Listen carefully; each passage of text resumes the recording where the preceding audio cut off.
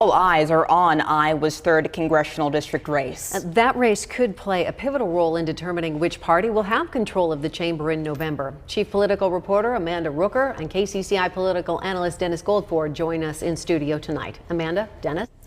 Well, Stacey, just watching those two speeches, looking at those two watch parties between Melissa Vine and Lenon Beckham, we know that Beckham easily defeated his opponent, Melissa Vine. Dennis, what's your reaction to that result tonight?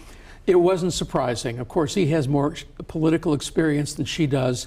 But if you listen to what they said during the campaign, there was just a difference in the messenger, but not the message. I think if you're a Democratic voter, whether you're a Democrat or independent or whatever, I think you're likely to be okay with either one of these candidates, and certainly you'll be okay with Beckham.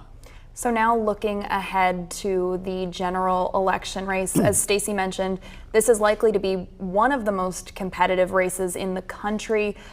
What will you be watching for as Beckham and Nunn face off? Well, first note, full disclosure, Zach Nunn's a former student of mine, so there's no issue there. But I think that, of course, Nunn is in his first term.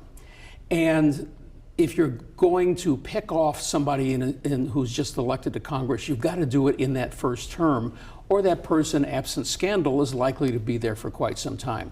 We have a very tightly divided House of Representatives, and yes, a single race here in Iowa could make the difference down the road. The question will be, do they really engage with each other, or do they recite boilerplate rhetoric that we get from both parties? And some of those numbers we saw on the screen, the voter registration totals in District 3, Republicans have a slight advantage, but it's closer than a lot of the other districts in the state. Sure. The Polk County area, whether it was called the 4th District or the 3rd, was always the center of Democratic strength in Iowa. But over the last 10 years, Republicans have edged ahead of Democrats. So Democrats have a bit of an uphill battle for this particular race. They've got to get their folks to turn out, and they've got to try to win independents. Well, Dennis, it is always a pleasure to get your analysis. Thanks for joining us.